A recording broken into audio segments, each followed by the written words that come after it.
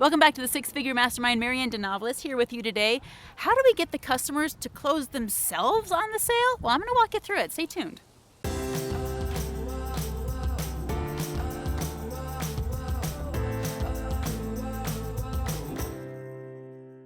Now it's time to have the closing conversation. The closing means processing the sale, processing the transaction, exchange of goods and services for value and cash in your pocket. If you know that you're going to be good at sales, there's one key thing that you need to be aware of.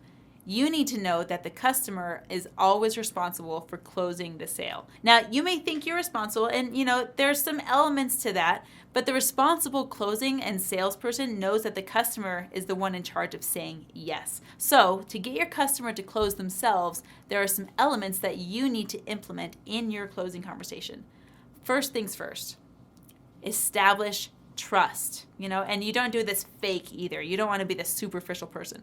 You need to do what we call in the industry BROT. Build a relationship of trust.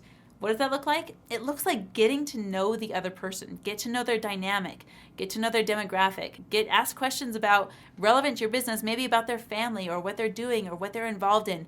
What are they excited about? What are some goals they're working on? Where are they falling short? Find out about the person and their needs, even beyond what your business is centered around. You want to find out about the person, not as a customer. And that's through building a relationship of trust. When you do that, you're also welcome to open up about you. Let's say this person has some things in common with you. You can relate to that and say, hey, me too, that's super cool. How do you do this XYZ thing with your family? I love doing that. Just create a conversation, and then after you've built a relationship of trust, you need to establish the conversation's intention. And this is doing their client and you a huge favor. And this is what it sounds like. So you've built up this relationship of trust. You've gotten to know this person a little bit. I'll say something along these lines.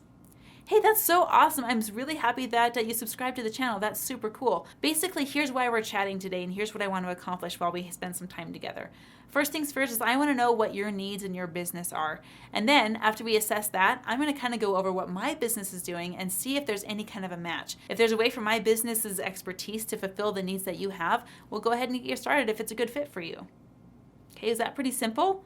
Great example, right? It's easy, it's simple. The customer expects me to offer them something by the end of the conversation, so it really doesn't come as a surprise when I pitch a product that I feel is a good fit for them, okay?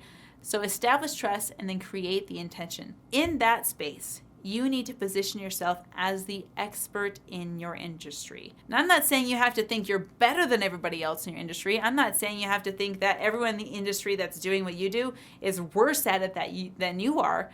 I just need you to know that you are an expert in what you're doing, and your customer needs to know that you are an expert in what you're doing. This is what's going to build confidence in the customer, so when it's time for them to say yes, they know exactly who they're saying yes to and exactly what they can expect when they work with you. They want to work with an expert, so position yourself as one. There's a psychology of yes when it comes to getting customers to close themselves on a sale. Every time you start a new step of the closing process, you need to be able to ask questions that the customer can easily say yes to. For example, if I'm establishing the intention of the conversation, I'm saying, here's what I want to do. I want to find out what your needs are in your business, and I kind of want to explain to you afterward what I can do in your business. Is that okay with you? That's a yes answer. That's a yes answer. If it's not a yes answer, then you're done with the conversation already. So you want to get as many yes answers as possible so they can confidently say yes if it's a good fit for them when the time comes. That brings me to my next step. Ask good questions that have good answers. You have to be willing to ask the questions that nobody else is willing to ask. You need to be willing to ask the little more difficult questions to get the customer thinking. So for example, if you're a business coach and you're saying, hey, what are the needs in your business? What does your business need more of right now? And they say, oh, clients. My business needs more clients. Well, every business needs more clients, right? You're going to ask the more prodding questions and say, okay, cool. How many more clients do you need? How are you going to get those clients? What have you been doing that has been working? What have you been doing that has been pushing clients away? and you're going to dig and let that customer come up with those answers. One, that's going to position you as an even greater expert in your industry. Two, you're going to show up as a trusted individual because you're willing to ask the questions that likely no one else is willing to ask because they are too embarrassed by it, or they're scared of it, or they don't know what to do with the answers. You ask the hard questions and ask questions that actually get results. Now, the last part of getting the customer to close themselves is to actually get to the yes. This means the customer doesn't leave you with a maybe. They don't leave you with, I'll get back to you. Those are poison when it comes to closing the sale. You don't leave a conversation with maybe or I'll get back to you. Yeah, sure, sometimes they need to follow up with a spouse or check with their business partner when it comes to closing the sale, and that's fine. You definitely want to allow them time to do that. But if they do, you set a follow-up, which means, okay, great, I'm going to call you back tomorrow at 2 o'clock. Will that give you enough time to check with your partner or check with your spouse? And typically the answer is yes to that.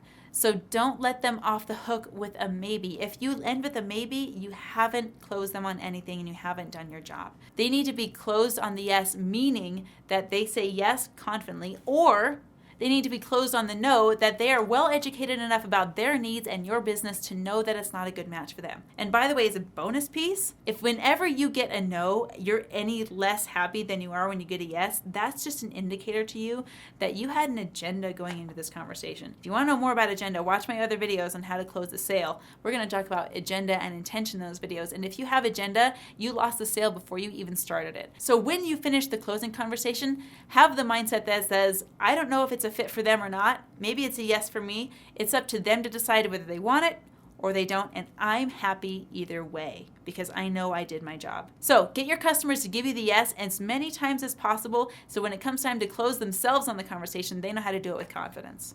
Hey, I hope you enjoyed today's video. Let me know what was useful for you in the comments below. And in fact, if you want to see what it looks like to work very closely with me in building your six-figure business, maybe you work from home, maybe you want to, hit the link in the description and let's chat about it.